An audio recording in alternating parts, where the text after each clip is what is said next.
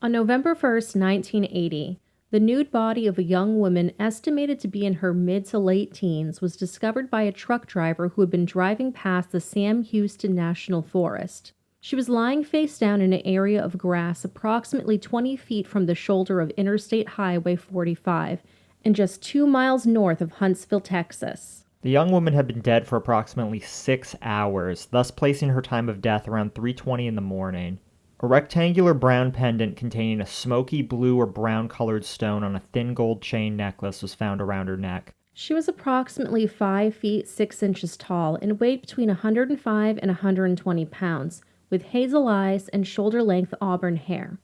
Her fingernails were bare and her toenails had been painted pink. She had a 1.5-inch vertical scar at the edge of her right eyebrow. Due to the general condition of the young girl's body, including her overall health, nutrition, and excellent dental care that she'd received in her life, it was widely assumed that she may have come from a middle-class household. Her cause of death was officially ruled as asphyxia due to ligature strangulation, thought to be done with a pair of pantyhose, pieces of which were found at the crime scene. The only other clothes found by her were a pair of high-heeled red leather sandals, as well as the victim's underwear, the latter of which were stuffed inside her. It was thought to be done post-mortem due to the fact she was assaulted with a large blunt instrument in both of her orifices prior to her death. She had been severely beaten before her death. Her body was covered with many bruises, and notably her lips and right eyelid were very swollen. Her right shoulder also contained a deep bite mark. No biological evidence was found on her or at the crime scene. The only clues to her identity were the testimonies of a manager and 2 workers that worked at the South End Gulf gas station nearby and a hitch and post truck stop, all of whom have since passed away. They spotted her wearing a white knit sweater, a yellow pullover, and blue jeans on Halloween night. She was carrying her red high heels and had inquired on how to get to the nearby Ellis prison farm. Her body was found 14 miles from there.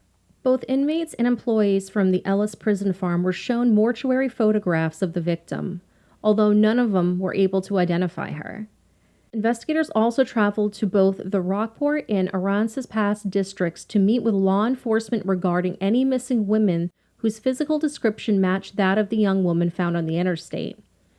Staff at both school districts were also contacted by investigators for the same purpose, and numerous Texas high school yearbooks were searched for any young women known to be missing whose physical features matched her description.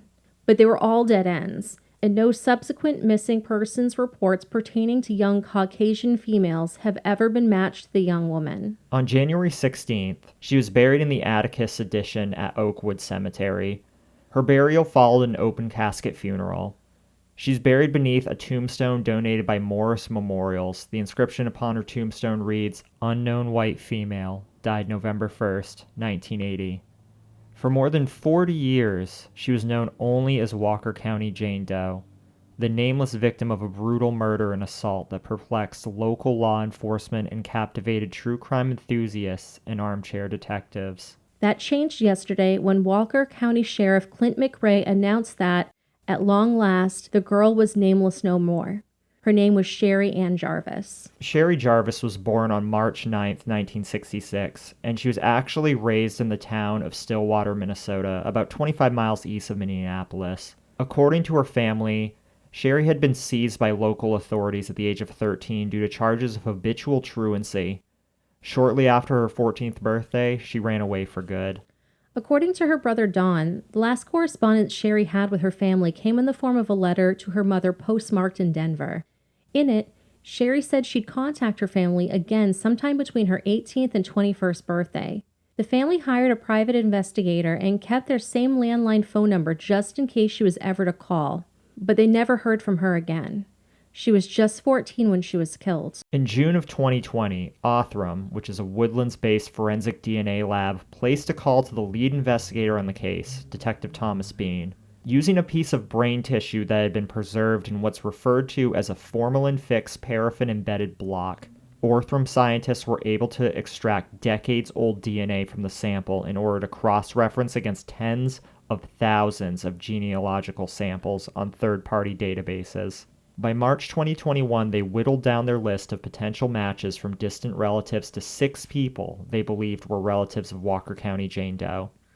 In late September, it was announced on the Who Was Walker County Jane Doe Facebook page that she had been identified. Giving the family time to mourn, the Walker County Sheriff's Office officially announced Sherry's identity on November 9th, 2021. A special shout out to Carl Koppelman, who is the creator of the Who Was Walker County Jane Doe Facebook page. He has worked tirelessly on this case as well as other ones for the past 12 years, amassing a group of over 21,000 members. He went further than the police paperwork by scouring through yearbook archives across dozens of high schools in Texas trying to find someone who matched the description. He also draws forensic illustrations to share with fellow investigators, and even went so far as to travel to Huntsville to retrace Sherry's final steps. This is why it's really, really important to support your podcasters, support those Facebook pages that dedicate their time to specific cases, because oftentimes we have the extra time that the police don't. Just dip our toe a little bit further, and sometimes that's all that it needs. And these people do it all for free. They're not getting paid to do it. This is a labor of love for them. So respect what they do and support them in any way that you can. So you may be wondering, who killed Sherry Jarvis? Well, unfortunately, there's not a whole lot of leads. The primary belief is that she was killed by a serial killer. When they took her picture to the prison, nobody was able to say that they recognized her. It's thought that this was a random killing. Now, Henry Lee Lucas did take responsibility for her death, but if you know anything about Henry Lee Lucas, he makes things up. He takes responsibility for a lot of them, and furthermore, when they compared his dental records to the bite mark on her right shoulder, it was not a match. Now, did they just do Henry Lee Lucas, or did they do Otis Toole as well? I don't hear much mention of Otis Toole with this one. I think he was probably out of state at the time, whereas Henry Lee Lucas could have theoretically been driving around that area of Texas, but they later, not really confirmed, but they're very sure that Henry Lee Lucas was spending time with Otis Toole at that period of time and couldn't have done this murder. So this one, unfortunately, will never be solved, but thankfully closure has been provided to the family and she now has a name. Right. I cannot imagine not knowing where my loved one was for 4 decades. Yeah, absolutely. That's crazy. And she is now the third to be identified out of the 4 Jane Does that are often linked together, and that's the Caledonia Jane Doe, the Arroyo Grande Jane Doe, Walker County Jane Doe, and the Buckskin Girl. Arroyo Grande Jane Doe is the only one that has not been identified. She was found murdered outside of Henderson, Nevada in 1980. People are still working on that. And Carl Koppelman, who I mentioned before, actually did a forensic illustration on her as well. Hopefully, fingers crossed, that is one that we can see, in the very least, identified. I think we're going to soon. I think a lot of these cases are going to end up with identifications with, the advent of everyone doing 23andMe and different genealogy tests. I think we're going to see a lot more people identified over the years and a lot more serial killers found. I hope so. I mean, in the case of Walker County Jane Doe with no biological evidence found, I really don't think we're ever going to find the killer. But, since we have remains, you would think that eventually we will be able to find their relatives through 23andMe. It's not an easy process like people think. People think that, you just take their DNA and put it into a computer and it comes up within 5 minutes and we can all go home, but that's not how it works. No, and Sherry's was degraded horribly, so they couldn't do her bone and teeth fragments because they were just so old. So that fragment of her brain that they had in the wax, that's all they had, and that was really degraded as well because it was originally done formaldehyde. Yeah. So that messed the cells up terribly, but there was just enough to get something. Yeah, it's not easy, and if not done soon enough with how these remains are kept over the decades, it could come to a point where no matter how good the genealogy is, we just won't have anything left to identify these people with. Degraded samples. Yeah, so hopefully sooner rather than later. But until next time, we love you. We love you.